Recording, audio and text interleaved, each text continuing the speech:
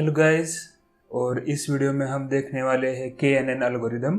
तो आइए शुरू करते हैं। तो सबसे पहले हम करेंगे लाइब्रेरीज को इंपोर्ट। तो मैं यहाँ पे लिखता हूँ इंपोर्ट लाइब्रेरीज। तो हम लाइब्रेरीज में इंपोर्ट करेंगे पहले इंपोर्ट numpy एज np। उसके बाद करेंगे इंपोर्ट pandas एज pd। उसके बाद हम इंपोर्ट करेंगे import matplotlib dot pyplot as plt। उसके बाद करेंगे परसेंट matplotlib inline। उसके बाद आएगा इंपोर्ट cborn एज sns।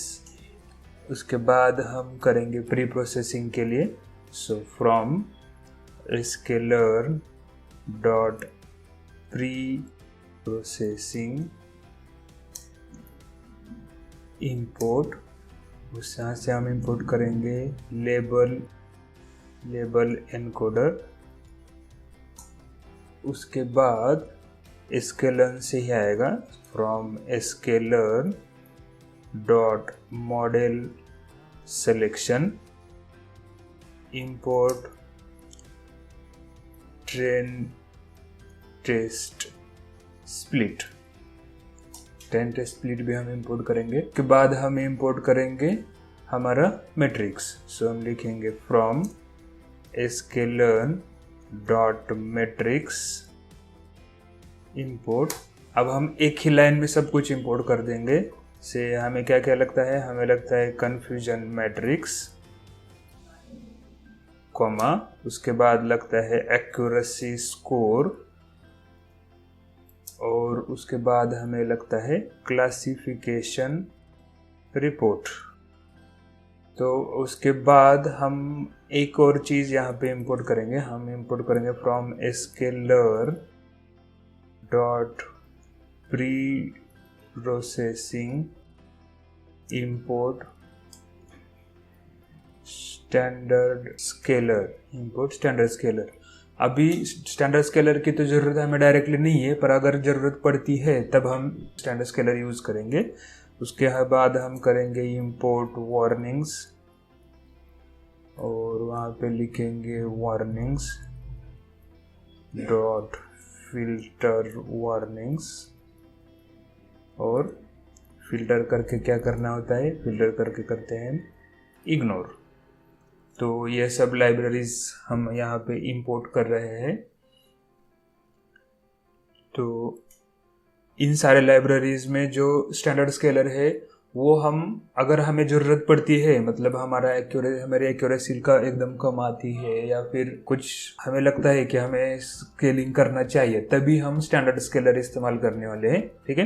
तो इसके बाद हम करेंगे इंपोर्ट डेटा। सो डेटा के लिए यहाँ पे हम यूज़ कर रहे हैं एक बैंक के कस्टमर का डेटा। तो हम यहाँ पे मैं इसलिए लिख देता हूँ bank is equal to pd.read_csv। और उसके बाद क्या करते हैं, उसके बाद हम करते हैं उसका पाथ जो होता है, उस पाथ को हम करेंगे कॉपी, कंट्रोल V। तो अब हमारा पाथ कॉपी हो गया है। और उसके बाद हम लिखेंगे फाइल नेम और उसका एक्सटेंशन। तो हमारा फाइल नेम है bank_customer.csv। तो हम यहाँ पे लिखेंगे bank_customer.csv और रन। तो इस तरह से अब डेटा हमारा इंपोर्ट हो चुका है। और जैसे ही हम डेटा इंपोर्ट करते हैं उसके बाद सबसे पहले एक कमांड हम क्या चलाते हैं, हेड। सो मैं यहाँ पे लिखूंगा bank.head, और यहाँ पे हमें सब कॉलम्स यहाँ पे मिल जाएंगे। कौन से कॉलम है, row number, customer ID, surname, credit score, geographical area, फिर जेंडर, एज, टेन्योर, बैलेंस वगैरह वगैरह ये सब है। और उसके बाद आखिर में है एग्जिटेड, ये वाला कॉलम। तो this is our dependent variable. ये जो एग्जिटेड कॉलम है ये हमारा डिपेंडेंट वेरिएबल है। ठीक है। तो यहाँ से हम चलिए आगे बढ़ते हैं। तो दूसरा के बाद कमांड हम चलाते हैं, कौन सा चलाते हैं, शेप। तो मैं चलाऊंगा बैंक डॉट शेप, तो वो देगा मुझे कि हमारे पास कितने हैं 10,000 रोज है और 14 कॉलम्स है, 10,000 रोज और 14 कॉलम्स। ओके, उसके बाद हम चलाएंगे बैंक डॉट इन्फो,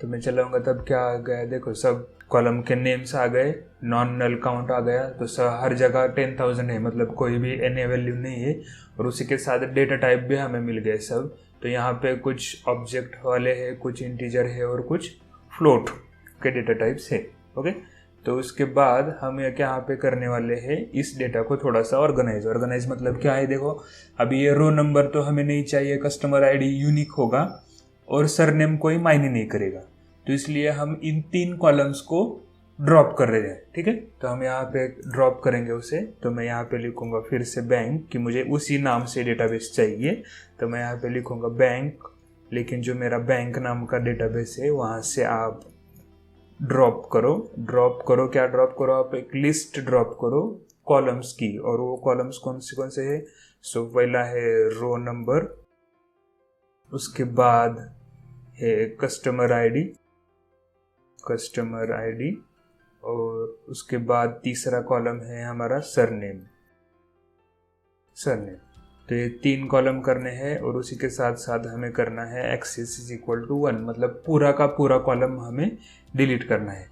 तो मैं इसके बाद चलाऊंगा रन, तो जब से मैंने ड्रॉप कमांड चले उसके बाद हम चेक करेंगे बैंक डॉट शेप, तो देखो गाइस यहाँ पे कितने थे हमारे पास 14 कॉलम्स थे यहाँ पे पहले, और अब 3 माइनस होने के बाद अब हो गए हैं 11, और उसी के साथ साथ हम चेक करेंगे फिर से एक बार बैंक डॉट हेड, तो अब हमारा डेटा शुरू हो गया क्रेडिट स्कोर से, तो अब हमारे पास है क्रेडिट स्कोर, ज्योग्राफी, जेंडर, इतना ही सब कुछ बचा है। ओके, तो यहाँ पे तो हमने डेटा ठीक ठाक कर लिया। उसके बाद हमें क्या करना है, ये जो ज्योग्राफी और जेंडर के कॉलम है, ये 2 कॉलम है टेक्स्ट में, मतलब स्ट्रिंग में, और उसे हमें करना है नंबर्स में। तो हमें क्या चलाना है, हमें चलाना है लेबल एनकोडर। तो हमने यहाँ पे मैं लिखता हूँ लेबल एनकोडिंग, तो हमने पहले ही लेबल एनकोडर इंपोर्ट करके रखा है, तो मैं यहाँ पे सिर्फ बताऊँगा encode is equal to label encoder, और रन हो गया, तो हमारा लेबल एनकोड हो गया। तो मैं यहाँ पे लिखूंगा आप बैंक नाम के डेटाबेस में कौन सा वाला, जियोग्राफी वाला ही कॉलम बनाइए। तो मैं यहाँ से कॉपी करके लेता हूँ, जियोग्राफी वाला ही कॉलम बनाइए, और उसमें आपको क्या करना है, सो आपको करना है एनकोड डॉट फिट, मतलब होता है कि आप, और उसके बाद फिर से हम लिखेंगे बैंक और ज्योग्राफी। इसका मतलब होता है कि इस बैंक नाम के डेटा सेट में जो ये इनकोड वाला लेबल एनकोडर का मॉडल लगाइए, उसे फिट कीजिए और उसी के साथ साथ ट्रांसफॉर्म भी कर दीजिए, मतलब यहाँ पे जो स्ट्रिंग है उसको नंबर में भी कन्वर्ट कर दीजिए, और वो फिर आपको उसी कॉलम में सेव करना है, मतलब आपको इसे रिप्लेस करना है। यहाँ पे जो फ्रांस लिखा है उसे रिप्लेस करना है। ठीक है, तो मैं इसे रन करूँगा, तो अब यह हमारा जियोग्राफी वाला कॉलम हो गया। उसके बाद मैं फिर लिखूंगा अगला कॉलम है हमारा जेंडर। ओके, तो उसके लिए लिखूंगा is equal to encode dot fit underscore transform, और उसमें लिखूंगा फिर से बैंक का हमें चाहिए जेंडर। ओके, तो हम करेंगे रन, और उसके बाद फिर मैं चलाऊंगा बैंक डॉट हेड।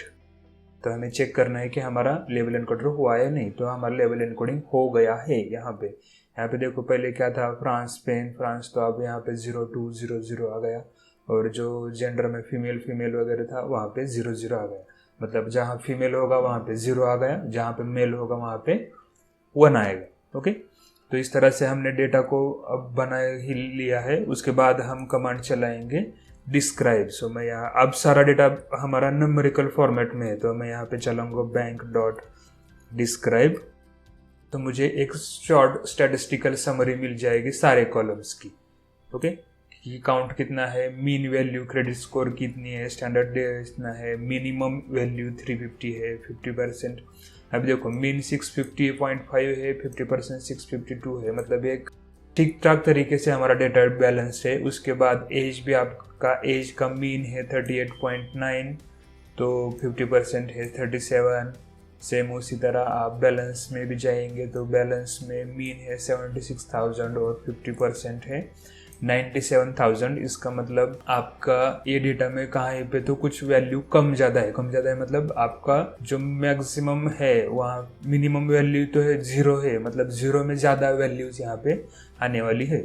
ओके, तो इस तरह से आप समरी को एनालाइज कर सकते हैं। और उसी के बाद इसका कोरिलेशन, तो मैं यहाँ पे लिखता हूँ कोरिलेशन का डायरेक्ट हीट मैप हम देखेंगे तो कहूँगा plt.figure,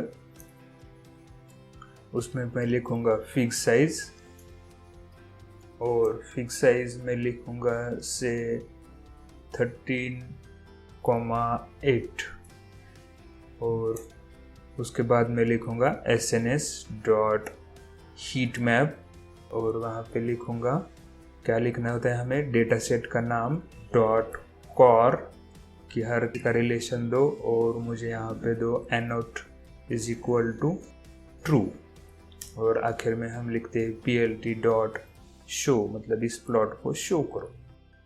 और जैसे ही हमारा प्लॉट रन होगा तो देखो हमें यहाँ पे पूरा रिलेशन सबका मिल गया है। जो हमारा एग्जिटेड वाला डिपेंडेंट वेरिएबल है तो उसके साथ क्या है, एज का सबसे स्ट्रॉन्ग रिलेशन है, जो बाकी के उसमें एज का स्ट्रॉन्ग रिलेशन है और इज एक्टिव मेंबर का इनवर्सली प्रोपोर्शनल रिलेशन है और उसी के साथ साथ टेन्योर का भी है जो इनवर्सली प्रोपोर्शनल है।